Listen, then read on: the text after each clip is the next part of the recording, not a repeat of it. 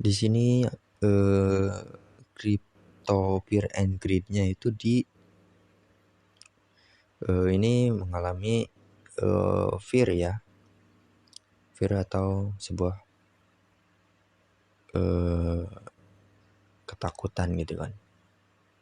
Kalau untuk greed itu keserakahan gitu ya, sebenarnya hampir ini sih, orang-orang juga pastinya kalau misalkan yang gede-gede itu bakalan nahan gitu kalau misalkan masuknya ke greed gitu kan.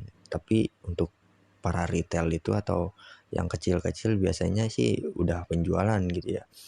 Itu kalau misalkan nyentuh ke greed 70 aja. 70 kan anggapannya udah mahal gitu kan untuk gridnya gitu.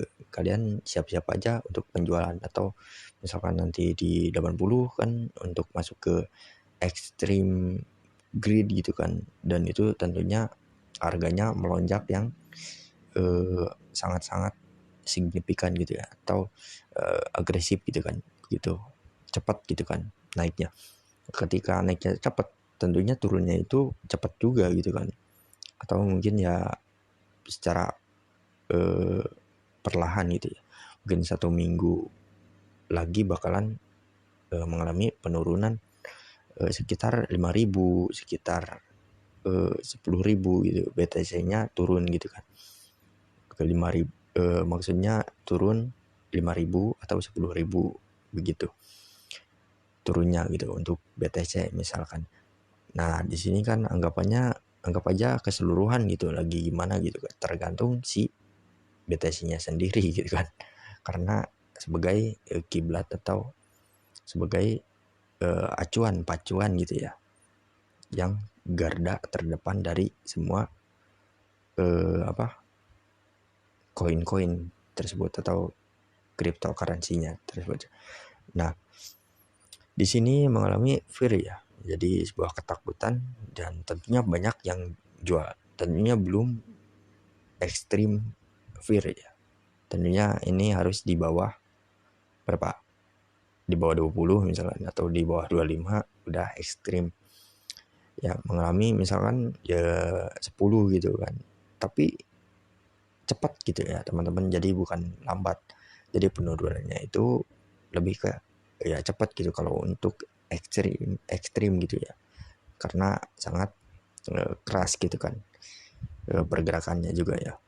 Jadi anggapannya bakalan turun terjun di sini ya, tentunya banyak penjualan.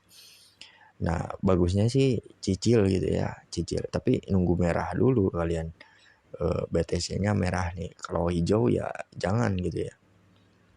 Ini kan misalkan jam 12 atau jam 1 pagi untuk riset harga, baru kalian beli cicil gitu kan. Nah di sini yesterday di 34, terus untuk 7 day average yaitu ya 3 hari yang lalu atau lebih, yaitu di 43, terus untuk 30, untuk rata-rata di 35-an gitu ya, dan itu mengalami fear gitu kan gitu. Nah, ini kan dari segi indikator misalkan anggapannya RSI gitu ya, ini di 30 gitu ya. Nah ini bentuk bahwa kita harus ya nyicil gitu dari sekarang gitu kan.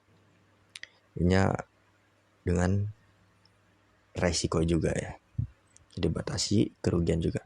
Nah di sini untuk trennya itu ya turun gitu ya, kalian bisa lihat untuk di ujungnya itu merah gitu kan, terus dari last 90 hari juga trennya turun. Untuk moving average 15 day ini 5 hari turun, 15 hari turun gitu.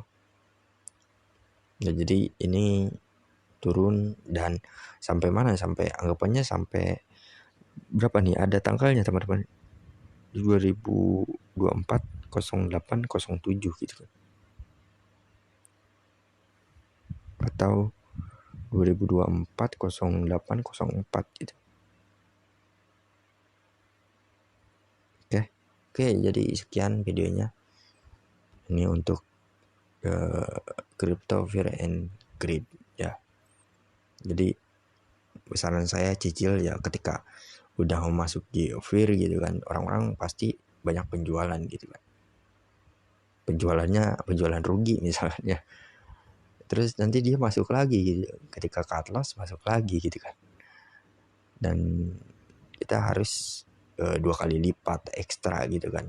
Karena udah cut loss gitu kan. Kalau cut loss gitu kan. Kalau misalkan nyicil juga ya tentunya kita harus tetap update harga gitu ya. Harga si koinnya gitu.